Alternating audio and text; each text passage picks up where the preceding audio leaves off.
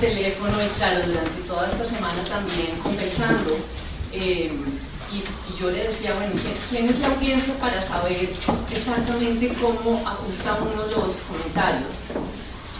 Porque claro que para nosotros, como lo ha dicho Nina, como lo dijo Carmelita y Alberto, pues es una persona que hemos conocido muchísimo. Entonces, ayer estábamos diciendo necesitamos realmente también como una reseña formal para presentarlos a todos ustedes jóvenes. Entonces, la tarea es mía. Nina S. de Friedemann nació en Bogotá el 2 de noviembre de 1930. Su padre, Gregorio Sánchez, era ingeniero ferroviario, oriundo de Tabio, y su madre, Inés Abella de Sánchez, oriunda de Tuna.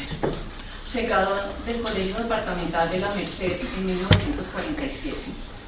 Después de realizar estudios en Hunter College y Southern California University a finales de los 50, Nina se casó con el artista estadounidense Robert Friedemann en 1961 en Estados Unidos. Luego se graduó como antropóloga del Instituto Colombiano de Antropología en 1963. Ejerció como investigador en el Instituto Colombiano de Antropología desde comienzos de los 60 hasta mediados de los 70. Fue miembro fundador de la Sociedad Antropológica de Colombia y de la Unión Nacional de Escritores. Ejerció docencia en la Universidad Nacional de Colombia, en la Universidad Javeriana, en el Instituto Venezolano de Investigaciones Científicas. También fue profesora visitante en la Universidad de Georgia y la Universidad de Alabama y asociada permanente de investigación de cambios sociales de la Universidad de Emory. En sus últimos años fundó y dirigió la revista América Negra y fue miembro del Comité Científico Internacional del Programa Internacional de Cooperación Intercultural de la UNESCO, que se llama La Ruta del Esclavo y estaba basada en París.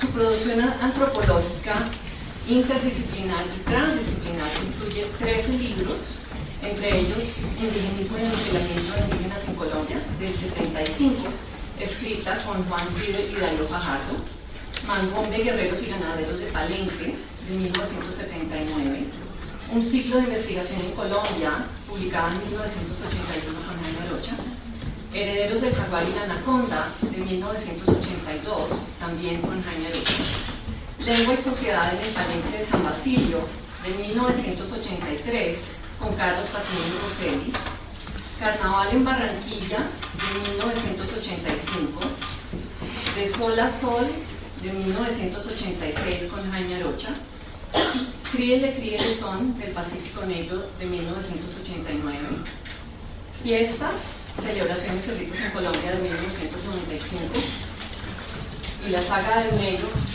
que no recuerdo la fecha porque me acabo de acordar sentada, que creo que es como de 1996. Tengo que hacer una parte porque al ver las fechas, sí escucharon 1980, 79, 80, 81, 82, 83. Qué manera de trabajar y de producir libros.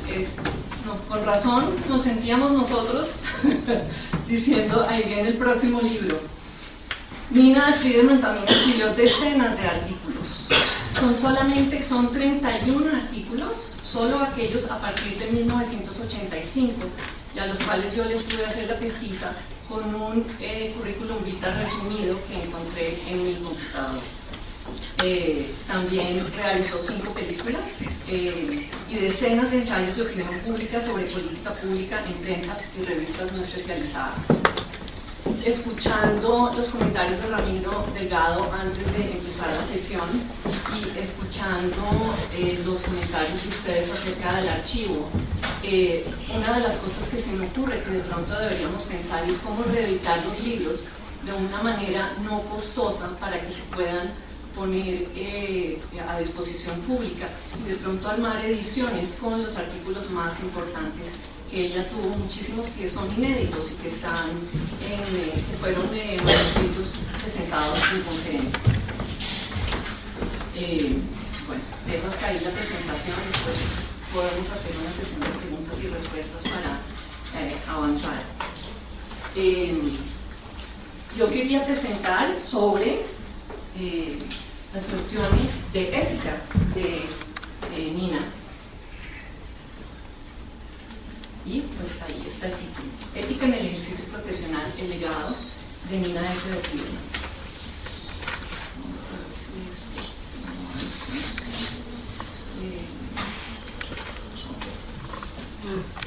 en julio 8 de 1997, 15 meses antes de fallecer inesperadamente, Nina S. de Friedman se dirigió por escrito a Jorge Orlando Melo, entonces director de la Biblioteca Luis Ángel Arango. En su carta, con membrete de la revista América Negra, Nina le detallaba el contenido de 20 cajas que estaban listas para ser recogidas y llevadas a la biblioteca. Las cajas contenían seriales de revistas académicas de antropología. En la carta, Nina le agradecía al director la deferencia de establecer con sus materiales el Fondo Nina S. de Friedman. La carta deja en claro la intención de nutrir el fondo no solo con materiales bibliográficos, sino con materiales de estudio. Ella dice: a medida que mis ocupaciones lo permitan, continuaré el trabajo de selección y empaque de materiales, conforme acordado en nuestra conversación al respecto. Nina debió haber impreso en computador 2 cartas idénticas, o debió haberle mandado al director de la biblioteca la carta por fax, porque ella me dio a mí un original firmado cuando vino a Minneapolis anticipando el nacimiento de su nieto en febrero del año siguiente, año de su muerte. Durante mis visitas a Colombia, Nina me mostraba los archivos y me decía: Greta, aquí están las cartas de toda la época del instituto, aquí están las fichas de Palenque, aquí están los rieles no editados de las películas, aquí están las diapositivas del carnaval, aquí están las cintas de audio de este o aquel estudio, aquí están los cuadernos de campo de Guapo, aquí están. ¿Cómo me iba yo a imaginar que yo tendría que recordar todos aquellos aquí están cuando empaqué el estudio de Nina un año después de su muerte? Durante un mes entero catalogué en grueso y empaqué en cajas el estudio donde Nina pasó gran parte de su vida. La decisión de crear un fondo fue decisión de ella. Cómo ejecutar aquella intención recayó sobre la familia y ante todo sobre mí, ya que yo soy la antropóloga, con la asistencia de Jaime Arocha, por supuesto. Contratamos a una asistente quien tuvo la tarea para todos nosotros surreal de hacer un listado en una tabla Excel de todos los libros que iban a ir a la biblioteca y en qué caja iban. Al no tener acceso fácil a una biblioteca universitaria, Nina había construido una biblioteca magnífica, tanto de libros como de artículos. En sus últimos años, como directora de la revista América Negra, recibía muchos libros para que tuvieran reseñas en la revista.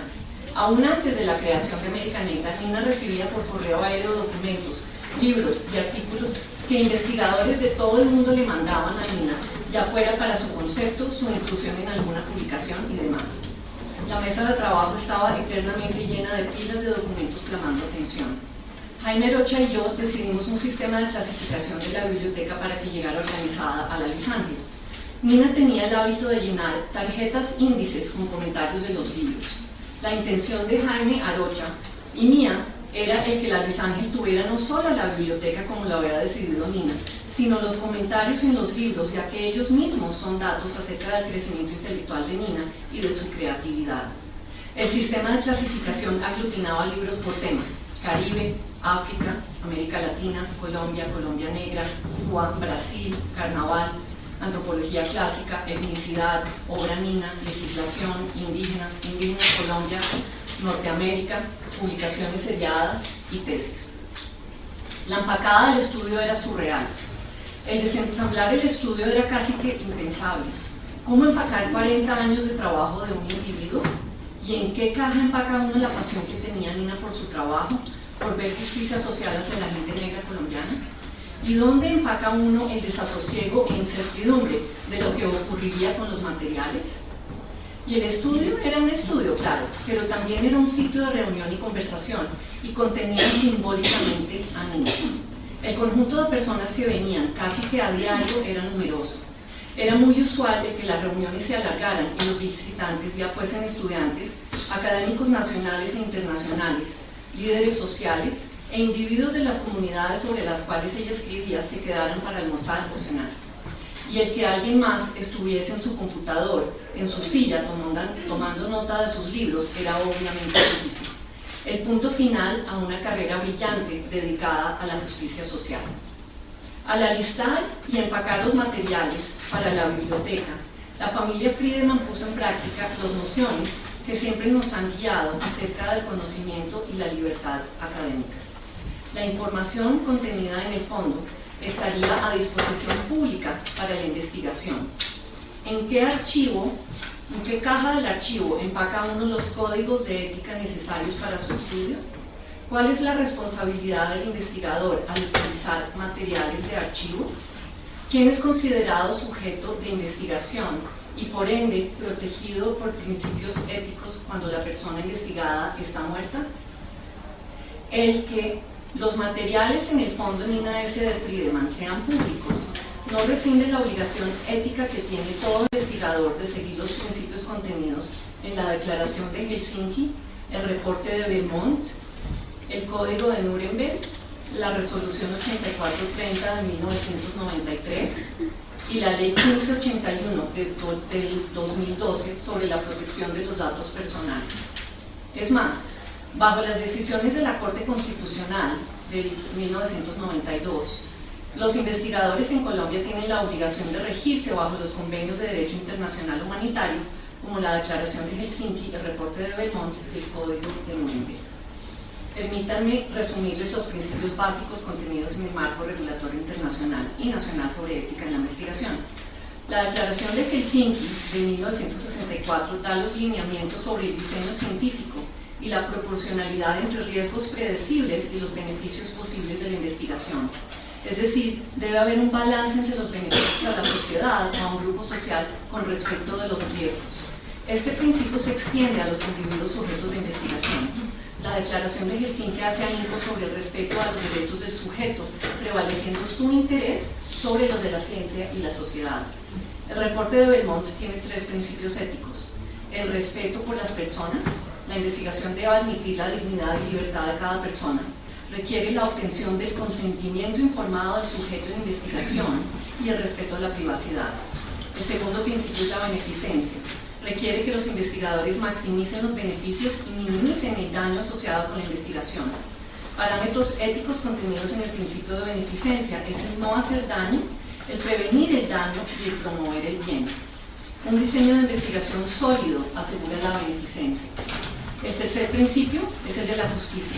Requiere de la equidad en la selección y reclutamiento e imparcial tratamiento de los investigados. Requiere el tratamiento justo hacia los sujetos de investigación. Y por último, aunque fue el primer código en emitirse, está el Código de Nuremberg del 48, que hace énfasis en el consentimiento informado y el respeto por la libertad del individuo, como lo dicen los dos códigos anteriores.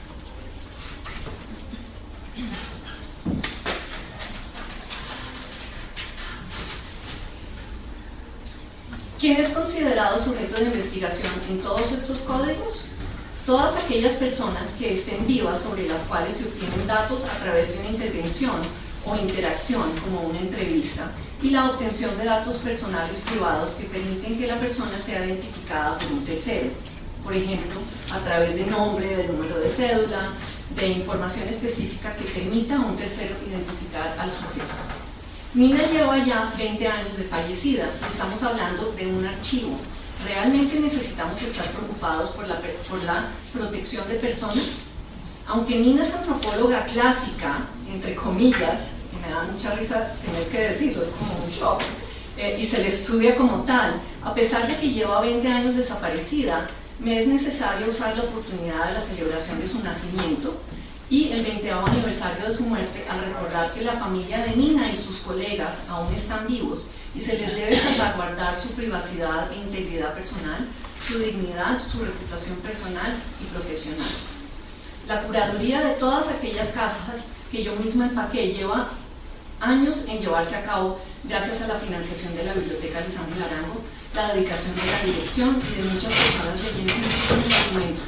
Realmente no tengo información sobre el trabajo financiero, administrativo y logístico que ha sido necesario para que el fondo esté curado, pero me puedo imaginar que ha sido una gran inversión de recursos financieros y humanos.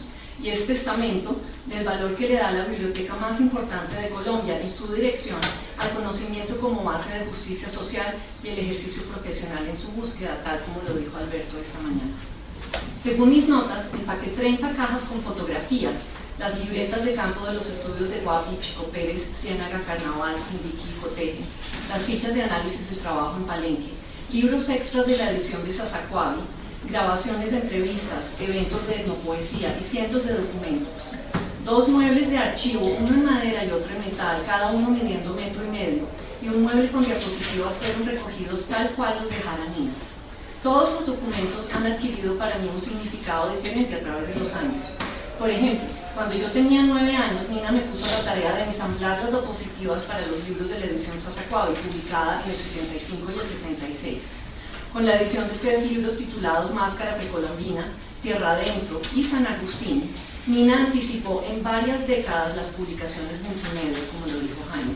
El objetivo de la edición que ella lideró y dirigió era divulgar entre públicos amplios los hitos de la identidad nacional. Ahora entiendo lo innovador que era la serie, editada y coordinada por Nina. También había muchas carpetas con las presentaciones en conferencias y congresos nacionales e internacionales.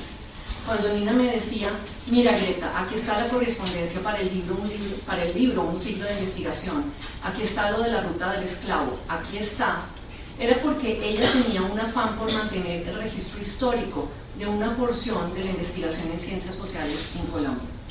Al igual que Nina fue una visionaria en el uso de la fotografía y en general la antropología visual, ella entendía muy bien y podía extender hacia el futuro la importancia del registro histórico. Así lo había hecho con los álbumes de fotografía familiares, la mayoría con fechas, nombres de personas, lugares y eventos. Para Nina era tan importante que se mantuviera la información temporal de los sucesos y pormenores del transcurso de las ciencias sociales durante su ejercicio profesional, como el que mi hermana Nancy y yo tuviéramos las fotografías y papeles que nos dieran cuenta de la historia de nuestra familia. Nina elaboró los árboles genealógicos de su familia de Tabio y Boyacá y de la familia escocesa y rusa de Robert, mi padre, que van a la par con fotografías y otros documentos. Asimismo, tenemos fotografías y documentos de Nina soltera, como su diploma de bachiller, cuando aún se llamaba Nina Virginia Sánchez Abello. Otros documentos incluyen el diploma y fotografías con el grado de antropóloga del Instituto Colombiano de Antropología Nacional, donde aparece fotografiada al lado de su hermano Liborio, quien también se graduó de antropólogo, y donde aparece con el nombre de casada bajo el cual se desarrollaría profesionalmente, Nina S. de Friedman. Como mi especialidad es género, me urge la aclaración que hasta 1988, con el decreto 999, la legislación en Colombia obligaba a las mujeres a adquirir el apellido de sus esposos, y nada más y nada menos con el de, que es un artículo posesivo. Ese afán que yo tenía hace 18 años, de empacar el estudio de Nina, de anotar en qué caja iba qué y relacionado con qué, era definitivamente lo que me había transferido Nina. El deber de mantener la historia, el registro temporal, la estratigrafía de los años en papel. Ese era y es un deber. Estoy segura que Jaime, quien guió la construcción de la hoja de cálculo con el contenido de la biblioteca, también sentía ese afán. Hago hincapié sobre el número de cajas y archivos porque era absolutamente imposible retirar todos los documentos de tipo personal, los cuales pudieron haber llegado a la biblioteca Luis Ángel Arango. Pero la memoria me falla y los documentos que tengo en cajas en Minneapolis me cuentan una variación de la historia. Todo individuo que haya vivido la muerte de un ser amado entiende, tiene empatía con el desasosiego logístico y emocional que sigue tras el evento. El ajedrez familiar, económico, logístico y emocional se tiene que reacomodar a la ausencia del pariente. Así es que solo 18 años después de la empacada del estudio y motivada por este homenaje y encuentro, he tenido el valor de abrir las cajas que yo misma tengo en Minneapolis. En ellas está el machote del libro Mangonde, Herederos y Ganaderos en San Basilio de Palenque, que por razones emocionales no quiso la familia ubicar en el fondo. Copias de 2 libros inéditos que Nina me pidió tuviera yo en mi posesión un par de años antes de morir, Villarrica y Huelmambí, ambos manuscritos escritos en colaboración con mi tío Ronald Duncan, y mis propias notas sobre qué iba empacado en qué caja. Digo que la memoria me falla porque, aunque creo recordar conversaciones con mi hermana Nancy Friedemann, con mi tío Liborio Sánchez y con Jaime Arocha acerca de no incluir en el fondo la correspondencia personal y las fotos personales de la familia, en mis anotaciones, la caja número 2 contenía correspondencia de la familia de 1970 y 80, la caja número 3 la historia del tablo y la caja 25 fotos personales de la familia. ¿Saqué de estos materiales a último minuto de las cajas o hacen parte del fondo? No lo sé. Esa es la expresión del desasosiego hace 18 años. Tratando de hallar una respuesta, empiezo a reflexionar cuál habrá sido la lógica mía y de mi hermana Nancy en dejar, si así hicimos, documentos de tipo personal. Sin lugar a dudas hubiéramos pensado en ese entonces, al igual que lo haríamos hoy en día, que tener el registro histórico de Nina como profesional y como campeona de los derechos de los afrocolombianos, como líder de una antropología pública al servicio de la sociedad colombiana, entre tantos otros roles que tuvo ella, era más importante que lo que obtendríamos Nancy y yo del uso de los materiales. Así debimos haber decidido incluir más materiales que menos en el fondo. De cualquier manera, la intención de Nina de dejar sus materiales para el fondo, de la familia en hacer el deseo realidad, mía en empacarlos y de la Biblioteca Luis Ángel Arango en dedicar años, personal, esmero y financiación para el archivo, todas tienen una base en común. Con buena fe asumimos que todo investigador al consultar el fondo usaría y usará el fondo siguiendo el marco ético regulatorio internacional, nacional y de sus asociaciones disciplinarias respectivas y de la moral individual que por supuesto no requiere de reglamentación alguna. Asumimos en ese entonces, como lo hacemos hoy en día, que todo investigador que usa el fondo se va a adherir a los principios éticos para proteger a los sujetos humanos y a los grupos estudiados. Así vuelvo a repetir la pregunta anteriormente formulada, ya que es de suprema importancia. ¿Cuál es la responsabilidad del investigador al utilizar materiales de archivo? ¿Quién es considerado sujeto de investigación y por ende protegido por principios éticos cuando la persona investigada está muerta? Son sujetos todas aquellas personas que están vivas, sobre las cuales se obtienen datos a través de una intervención o interacción, por ejemplo una entrevista, y la obtención de datos personales privados que permiten que la persona sea identificada por un tercero, así sean en archivo. Precisamente en aras de proteger la privacidad de muchas personas, el fondo tuvo una restricción durante su creación. La correspondencia no podría ser consultada durante los primeros 20 años del fondo. Correspondencia, aún la profesional, puede tener información personal y privada no solo de la familia nuclear extensa de Nina, pero también de sus colaboradores. La correspondencia profesional indudablemente puede dar luces históricas sobre eventos de interés público, pero también puede tener información personal sensible que, de ser publicada con los nombres propios, afecte negativamente a los individuos en cuestión, su reputación, su integridad profesional, legal, económica y social y su dignidad. La restricción de 20 años la cambiamos a 15 tras ver el interés que existía por los documentos en el fondo. La expectativa es que la información en el fondo ayude a iluminar sucesos históricos en Colombia que ayuden a avanzar la lucha por justicia social, étnica y racial. Eso es absolutamente posible siguiendo los principios éticos de la Declaración de Helsinki, el reporte de Belmont y la legislación colombiana. Una tesis reciente del Departamento de Historia de la Universidad de Rosario se queda corta en seguir los lineamientos éticos que protegen a los sujetos de investigación. El autor de la tesis usa como fuentes de información el Fondo Nina S. de Friedemann, la producción académica de Nina y entrevistas con colegas y familiares. Es muy seria la violación del principio de no hacer daño al mencionar a personas en correspondencia de Nina o sus colegas con nombres propios y acerca de sus controversias que además en nada aumentan o iluminan el objetivo de la tesis y los argumentos específicos que se postulan en ella. De igual manera, la tesis publica los datos personales de miembros de la familia extensa de Nina, datos que tampoco aumentan en nada el contenido de la tesis, no apoyan ningún argumento, más si violan el derecho a la privacidad de algunos miembros de la familia. Y aunque de todas las investigaciones e investigadores que han utilizado materiales del fondo, hasta ahora solo me he enterado de la violación ética por parte de un investigador, la experiencia nos deja a la familia Friedemann y a la Biblioteca Luis Ángel Arango con la responsabilidad de tener una conversación sobre cómo proteger la privacidad intimidad, reputación profesional y personal de tantos individuos mencionados en los documentos, quienes aún todavía están vivos y claramente son sujetos humanos.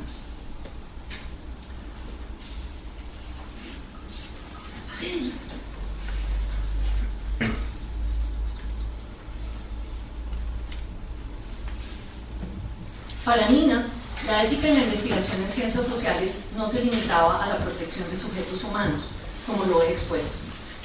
Revisando la trayectoria académica de Nina, se ve claramente que el marco de ética fue un hilo continuo de preocupación en su ejercicio profesional, y en esto Nina fue y sigue siendo vanguardista.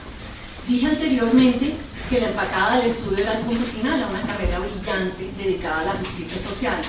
20 años después de su muerte me es claro que la carrera de Nina no ha terminado, ya que sus materiales de estudio, publicaciones y manuscritos inéditos continúan estando a la vanguardia, dando lecciones y dejando legados. En un folder con la anotación a mano alzada de mi tío Ronald Duncan, encontré un informe escrito en 1971 de Nina a la administración del ICANN, el Instituto Colombiano de Antropología, donde trabajaba como investigadora, resumiendo una sesión especial sobre la ética en el ejercicio profesional antropológico en Colombia, que presentó durante el Congreso Americano de Antropología que tuvo lugar en la ciudad de Nueva York. La sesión surgió a partir del artículo que ella publicó ese mismo año en la revista de la Dirección de Divulgación Cultural de la Universidad Nacional de Colombia con el título Antropólogos y Antropología en Colombia, sus responsabilidades. En 1971 yo tenía apenas 5 años y Nina estaba al inicio de su carrera. En el informe, Nina esboza los debates en los cuales ella se sumergiría y lideraría al lado de Jaime Arocha acerca de la ética en el ejercicio profesional en el libro Un siglo de investigación, publicado en el 81, como ya lo mencioné. O sea, 10 años más tarde.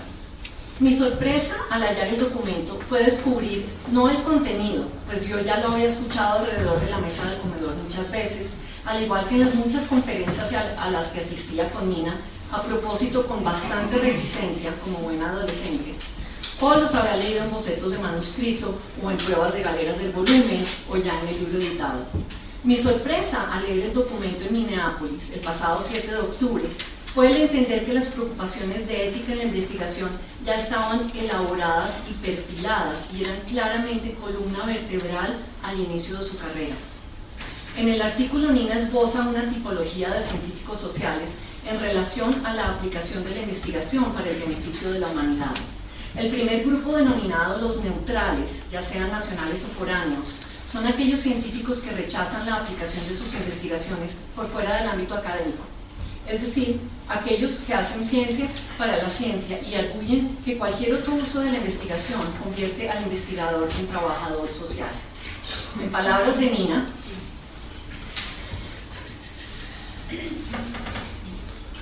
esta formulación de neutralidad se ofrece con la significación de una ausencia de compromiso para adoptar la responsabilidad social en la expresión de opiniones críticas sobre decisiones como la integración de indígenas al proletariado de zonas petroleras o los desastres culturales que ocasionaría el desplazamiento de indígenas y negros de los terrenos que han ocupado durante muchas décadas, terrenos sobre los que se planean lagos para la producción hidroeléctrica.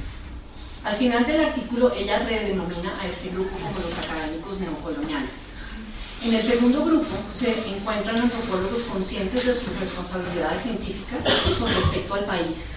Este grupo de científicos comprometidos estiman que su producción de investigación debe difundirse para el beneficio de las diferentes comunidades del país. Nina concluye el artículo con un análisis del uso de datos etnográficos que se quedan atrapados en revistas extranjeras y en idiomas no asequibles en Colombia. En el resumen de la sesión del Congreso Americano de Antropología, Nina pregunta por qué hay debate entre los antropólogos neutrales y los comprometidos, si en mayo de ese mismo año, 1971, el Consejo de la citada asociación adoptó parámetros éticos que incluyen, y cito la cita de Nina, el antropólogo tiene la responsabilidad hacia el público, se compromete con él a la diseminación de sus resultados de investigación y a dejarle saber sus opiniones como estudiosos del hombre. Nina cierra su informe al ICANN sosteniendo que no hubo resolución al debate, con una pregunta que la guiaría toda su carrera y que se convertiría en un faro para sus colegas y por supuesto para mí. Será difícil encontrar un camino común en la práctica de una antropología para el hombre por científicos que vienen de países con desarrollos socioeconómicos e intereses disímiles, cuando su trabajo se realiza de acuerdo con códigos que responden a necesidades distintas a las de los países anfitriones.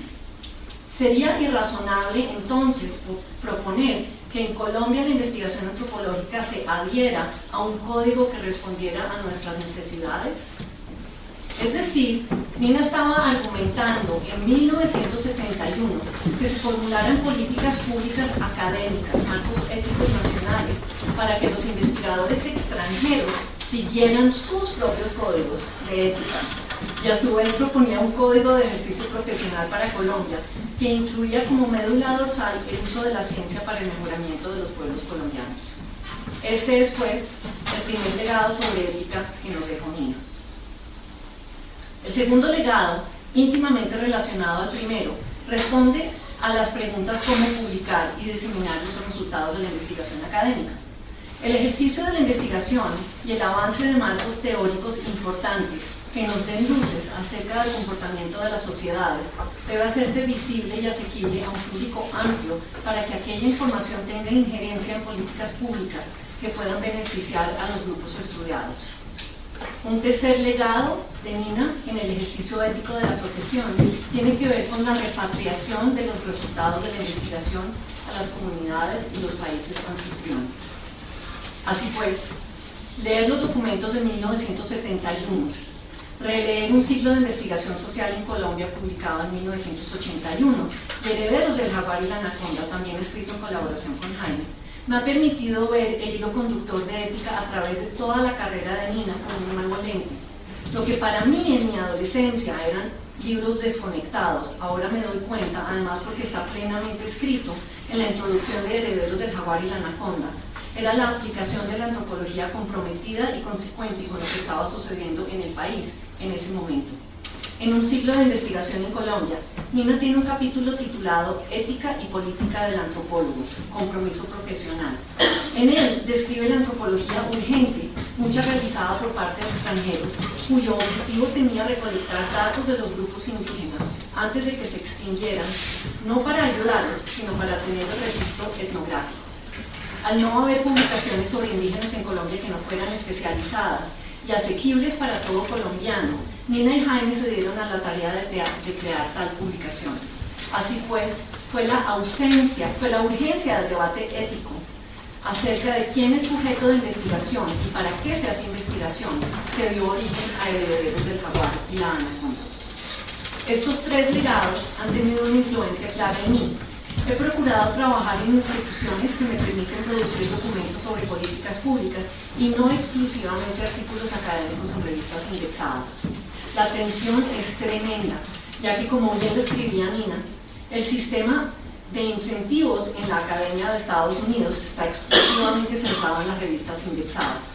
Así, varias de mis investigaciones han sido usadas para generar cambios estructurales en pro de los servicios de salud, ya sea en el sistema de salud que usan los veteranos de las Fuerzas Armadas y sus familiares, la mayoría mujeres quienes realizan trabajo de cuidado una vez los heridos salen del hospital, o en una clínica en la India que provee servicios especializados para niños con diabetes tipo 1 en una población extremadamente pobre. Mi último proyecto evalúa la implementación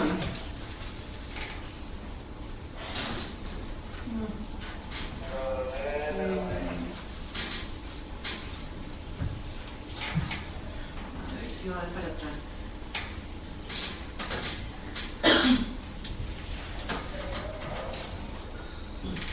Mi último proyecto evalúa la implementación de las leyes sobre la violencia hacia las mujeres.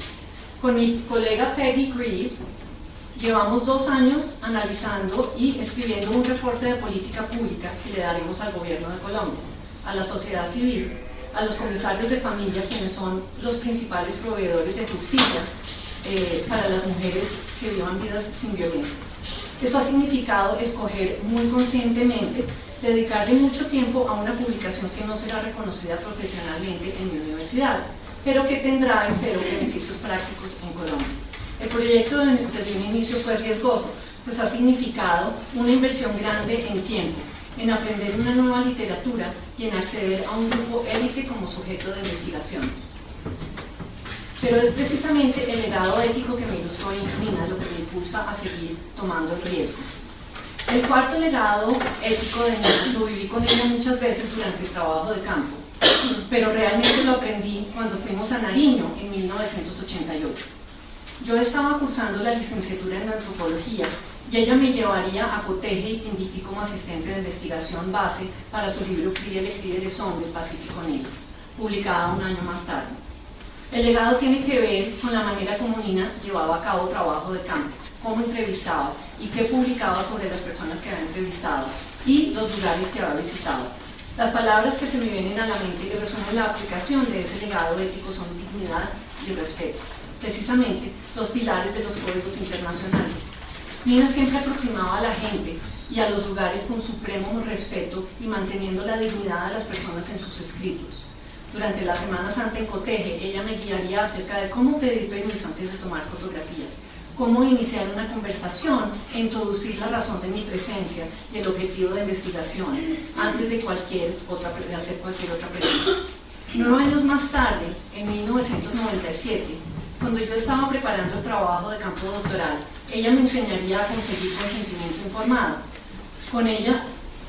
informado con aquellas personas que yo quería entrevistar.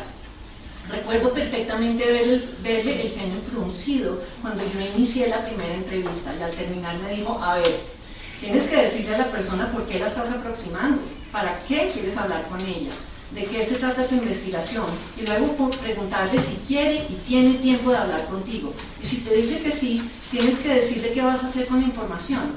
Y seguido todo esto, ella aproximó a alguien en Cajicá, donde yo hice trabajo doctoral, y modeló cómo conseguir el consentimiento de un sujeto de investigación.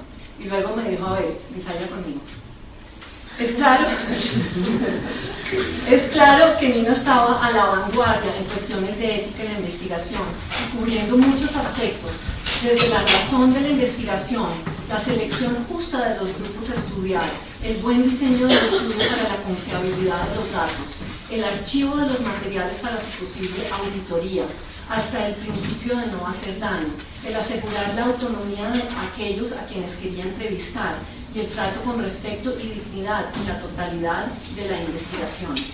La influencia de Nina me llevó hace varios años a proponer y diseñar y dar un curso de metodología cualitativa para asuntos públicos. En el curso les enseño a los estudiantes todos los pasos en el diseño y ejecución de una investigación. El proceso de consentimiento informado es tan importante que le dedicamos 2 horas completas ensayándolo para que en el momento de estar enfrente de un sujeto el estudiante sepa mantenerse y sepa manejarse éticamente. También estudiamos la razón de la investigación, el lenguaje del reporte y la repatriación de la información y el reporte final a los grupos estudiados. Volviendo a la tesis que mencioné hace unos minutos, Robert y yo asistimos a una entrevista con el candidato y autor. ¿Cuál habrá sido mi sorpresa cuando, acabada la entrevista, tras 2 horas de preguntas y algunas muy íntimas y que nada tenían que ver con el tema de la investigación y el desarrollo intelectual de Nina, como por ejemplo el por qué ella había decidido cambiarse de apellido, que el joven sacara un papel? Era el documento de consentimiento informado. Quería que lo firmáramos Robert y yo. Su explicación era que el documento era necesario para poner el archivo en el Instituto Colombiano de Antropología e Historia. Poner la grabación que acaba de hacer. El obtener el consentimiento informado debería haber sido lo primero que este estudiante hiciera con Robert y conmigo. El documento ha debido indicar que la entrevista pasaría a los archivos del ICANN tan solo después de que los entrevistados hubieran analizado y corregido la transcripción. Al ser profesora, y nada más y nada menos que de metodología cualitativa, y saber que el joven delante de mí era estudiante, fui tolerante con su juventud de aprendizaje. Sin embargo, no aceptamos que la entrevista llegara a ser parte del archivo del ICANN. Lastimosamente, a pesar de haber recibido la explicación legal sobre la obligación que tenían las mujeres de adoptar el apellido de sus esposos, este estudiante decidió ignorar el dato. El que yo haya dedicado tiempo en esta ponencia sobre el tema es indicio también de la violación del principio de no hacer daño, en su falta de manejo íntegro de los datos y el respeto con sus entrevistados. Es claro entonces que en Colombia quizás se requiera un curso sobre metodología que incluya los aspectos éticos del ejercicio profesional de la investigación y sobre la protección de sujetos humanos. El ejercicio profesional de Nina desde sus inicios, hace 50 años, coincidía con la legislación internacional existente, los códigos de Nuremberg y Helsinki, y antecedieron el código más importante, el reporte de Belmont, publicado en 1979. Por supuesto, las decisiones de las Cortes en Colombia, del 92, la resolución 8430 del 93, la ley 1581 del 2012, y antes de la proliferación de marcos éticos profesionales. El legado que nos deja Nina a todos los investigadores colombianos es el adherirnos al marco regulatorio ético y las instituciones de docencia e investigación, el crear comités de ética e integridad en la investigación. Esperemos que la divulgación del marco regulatorio empiece por la docencia. En vida, Nina vivió muchos homenajes. Tengo en mi casa algunas de las placas que recibió durante los eventos. Tengo la certeza que Nina vivió por su intensidad no una, sino varias vidas. ¿Cómo explica uno tantos libros, artículos académicos de opinión pública, ensayos, películas, fotografías, congresos, iniciativas, además de llevar una vida familiar con esposo, hijas, nietos, hermanos, sobrinas, madre, amigos y colegas? ¿Cómo explicar muchos de los logros de una mujer que triunfó y que ejerció profesionalmente con integridad y ética a pesar del contexto patriarcal, machista y clasista en el que vivió? Sí, ella supo que había hecho una buena, última edición. Esto es 2 días después de su muerte, el día de su cumpleaños, el 2 de noviembre. ¿Cómo se explica a uno todo eso, el que ella haya podido hacer tantas cosas?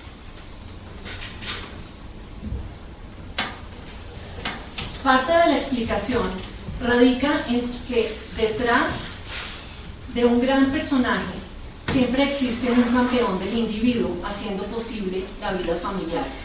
El campeón de Nina fue Robert Friedemann, quien apoyó incondicionalmente a Nina durante 40 años de vida compartida.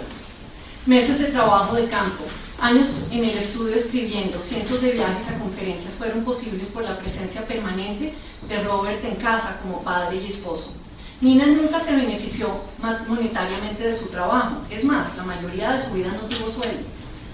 El legado de Robert es uno de generosidad financiera, en tiempo y emocional para con Nina, con el ejercicio profesional de Nina también. Sin Robert no tendríamos los legados que tenemos de Nina. Sí, ella supo que había hecho una buena labor en Colombia por sus pueblos subalternos y en particular los de ascendencia africana, para que vivan en Colombia con mayor justicia social y menos discriminación. Pero ella también sabía que debía seguir en la lucha, que el camino era y es largo. A veces me alegro que no esté con nosotros aquí viendo el drama que han sufrido comunidades como Tumaco, Timbiquí y Quibdó, con quienes ella compartió parte de su vida. Pero también seguramente por haber vivido tan intensamente, ella murió temprano, en vísperas de cumplir 68 años. Vivió como una vela en el viento, quemándose rápida e intensamente. Por eso mismo recuerdo las palabras de Nina cada vez que alguien moría y salían todo tipo de artículos en el ejercicio, en el periódico, y ella decía, ¿y por qué no se lo dijeron cuando estaba vivo? Así que es que voy a dedicarle estos últimos minutos a mi maestro Jaime Arocha. Conocí a Jaime cuando tenía 11 años. Es decir, no te pongas a llorar que me pongo yo a llorar también.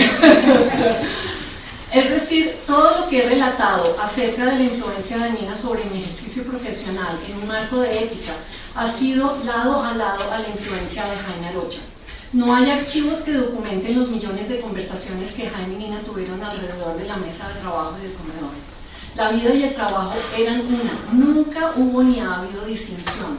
Gran parte del trabajo de Nina, trabajo que es referencia fundamental en estudios afrocolombianos, en ciencias sociales, fue realizado con Jaime Arocha. De muchas maneras, el trabajo de Nina y Jaime son trabajos gemelos, y sería excelente el que la Biblioteca Luis Ángel Arango considerara la creación del Fondo Jaime Arocha Rodríguez. Dos memorias se me vienen a la cabeza que describen bien la relación y la influencia de Jaime en mi vida y que resumen la falta de distinción entre lo personal y lo profesional, característica de andar por la vida tanto de Nina como de Jaime.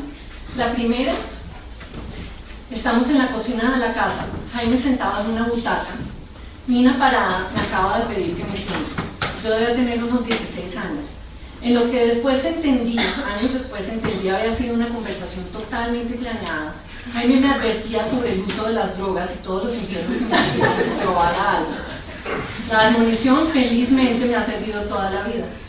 La segunda memoria tiene que ver con la conversación que Jaime y Nina tuvieron conmigo cuando decidí dejar de estudiar Derecho y pasarme a Antropología. Ambos se veían como si alguien se hubiera muerto, pálidos. En la misma cocina me advertían de lo que heredaría, bueno y malo, y de los obstáculos que tendría al proceder con la disciplina. Mientras yo veía, gracias al modelo de Jaime y Nina, el ejercicio profesional posible en torno a justicia social siendo antropóloga, ellos por experiencia sabían que el camino era más difícil. Claramente a esa conversación sí no le hice caso. Jaime sería mi director de tesis de licenciatura en antropología. Era apenas normal que las enseñanzas siguieran su curso como lo habían hecho desde chica. ¿Qué es objetividad? ¿Qué es subjetividad? ¿Y cuáles son los juegos de lo posible? El título de un libro sobre metodología y epistemología de François Jacob. ¿Cómo arma uno un marco conceptual y cómo lo operacionaliza en campo? Son lecciones que Jaime ha dejado indelebles en mí y que yo a su vez intento dejar en mis estudiantes de máster y de doctorado en la Escuela Humphrey de Asuntos Públicos en la Universidad de Minnesota. En resumen, tengo que usar una lección de Jaime para explicar por qué no puedo decir fácilmente lo que quiero decir. Gregory Bateson explica en Los Metálogos a su hija Mary Catherine en Ecology of the Mind cómo el lenguaje iconográfico puede expresar emociones que se le quedan cortas al lenguaje gramatical, aquel con el cual estoy leyendo esta intervención. La vida con Jaime Arocha y Nina siempre se vivía entre libros, almuerzos, cumpleaños, lecciones universitarias explícitas y sencillamente en el devenir de la vida conjunta, profesional y de familia. Así la seguimos viviendo. Gracias por toda una vida de guía. Viste que sí me puse a llorar. Para terminar, quisiera expresar mi agradecimiento a los directores de la Biblioteca Luis Ángel Arango, Alberto Abello, por el apoyo a la curaduría del fondo, y todos aquellos individuos que han trabajado con esmero en su creación y en su creación en mirar miles de documentos. No tengo palabras para expresar agradecimientos y espero poder hablar con ustedes y conocerlos más entre hoy y mañana. El espíritu de la carta de Nina Jorge Orlando Melo se ha mantenido y así la esperanza de que el registro histórico nos ayude a las nuevas generaciones a crear una Colombia más justa con las poblaciones negras. También quiero agradecerle a Carmen Millán de Benavides, la directora del Instituto Carva y Cuerpos y Liderazgo, en coorganizar este homenaje, y a Peter Rondón Vélez y a Jaime por hacerlo realidad. También le extiendo gracias al Grupo de Estudios Afrocolombianos de la Universidad Nacional de Colombia y la Universidad del Valle, entidades coorganizadoras del homenaje. Y a todos ustedes por venir aquí al evento.